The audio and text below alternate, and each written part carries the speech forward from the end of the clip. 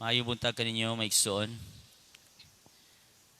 Karon nato gisaulog kini kapistahan sa Immaculada Concepcion.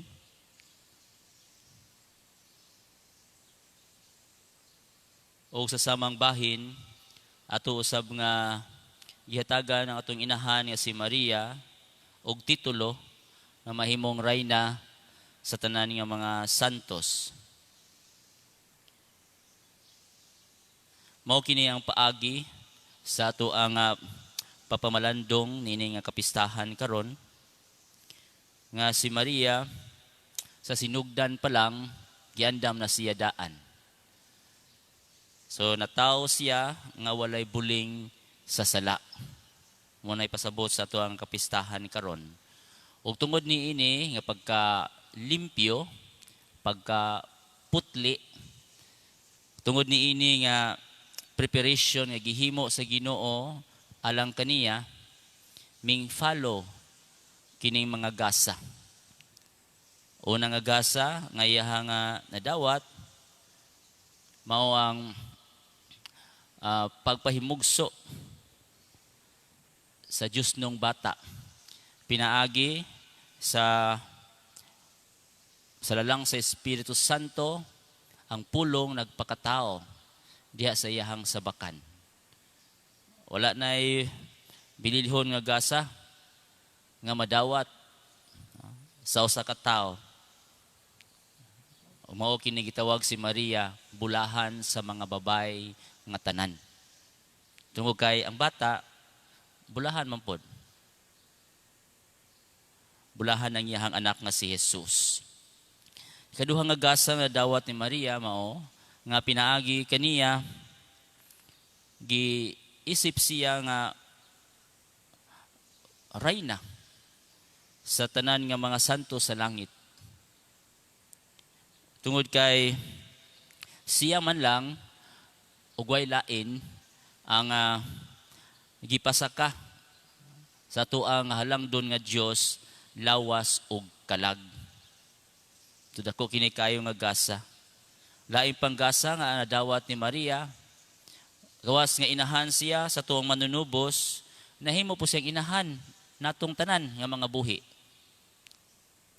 Diha sa tiilan sa krus ni Jesus, iyaha nga ituboy si Maria nga mahimong inahan sa tanan. Simboluhan kini ni Juan. Yang giingnan yang apostoles nga si Juan, ania ang imong inahan. So iyahang inahan, no, biological mother sa tuong Ginoong Jesucristo, iyahang gipasa nga tukang Juan. Nagrepresent kini nga pagkainahan alang kanatong tanang katawhan. Lain pang gasa nga nadawat ni Maria nga nahimo siyang mediatrix of all graces. Nahimo siya nga agianan sa tanang grasya. Tungod kay siya puno man sa grasya, full of grace. Nganong napuno siya sa grasya, alangan ang Ginoo gyud diha man kaniya. Ang ato ang manuluwas, ang ato manunubos, diha nagagikan kaniya. Dili siya ang tinungdan sa grasya. Dili siya ang tinubdan sa grasya. Instrument lang siya. Muna gitawag siyang mediatrix, no? Tigpataliwa. Siya ang agianan sa tanang grasya nga moabot dinhi kanato. Nganong nahitabo kana, mo may gusto sa Ginoo.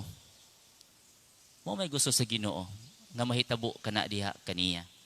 Ang Ginoo wala mo ani sa kalibutan nga sa iyang kaugalingon lang nga mokalit lang siya og tumaw, pananglitan, naikilat baron, na buak ng kahoy, unya ming tumaw ang usa ka nilalang. Dili man nga na ang nahitabo. No? Gituyo sa Ginoo nga ang iyang bugtong anak mahimugso sa usa ka babay. Yan ang gusto. Mo na ang nahitabo. Kagustuhan gyud sa Ginoo nga naay usa ka inahan. Unya kini nga mao nga inahan nga limpyo, walay mantsa, tungod kay ang Dios mahimugso man diha kaniya, ang Emmanuel, ang Dios nga mingpuyo uban kanato. Mo na nga naa mi follow ang mga grasya, ang mga gasa. Unya diha po sa tuwa nga inahan minga nagayday ang gasa sa kaluwasan. So ni transmit diha kaniya pinaagi sa grasya. Ug ang grasya ato nga mabatunan pinaagi po sa pagampo o pagdawat sa mga sakramento. So mao na siya ang flow. Ngano nga giisip nato siya o gitagaan nato siya titulo nga mahimo nga reyna sa mga santos ug reyna usab kanatong tanan mga buhi. Usa ngayon lamang gayod nga hatagan nato siya og dako nga pagtagad tungod kay ang Dios Amahan mismo naghatag og dako nga pagtagad kaniya. Gani diha sa balaang kasulatan, diha sa Revelation gipaklaro man diha nga anaay usa ka babay nga motamak sa usa ka bitin. Unya anaag yung kanunay kining conflict sa atong inahan o sa dautan. Naara nato kung asa kita muuban. Naara nato kung asa kita mudapig. Duhara. Kung dili kita iya sa atong inahan, kung kaaway kita sa ato ang inahan, sama sa gibuhat sa ubang relihiyon, nga sigig pangdao sa atong inahan, na namastama sa iyahang mga imahin, ato jud kadapig sa kaaway. Iya ka sa kanang gitawag dia sa Biblia og dragon, no?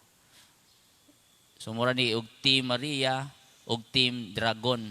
Layo pili ka og asa ka diha nga team. Kung aduna kay debosyon sa atong inahan, labi siguro iyaha ka. Kung mahimuot kanato ang iyang anak nga si Jesus.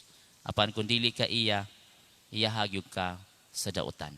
Muna kita mga Katoliko, tinguhaon nato. Kita mga Kristiyano unta, dapat lang nga kita Marian, no? Marian gyud dapat ta. Na kanunay atong debosyon sa inahan. Kay mao kanay kagustuhan sa tuang langitnon nga Amahan. Nga makabaton siyag inahan, nya kini mao nga inahan, mahimong inahan natong tanan.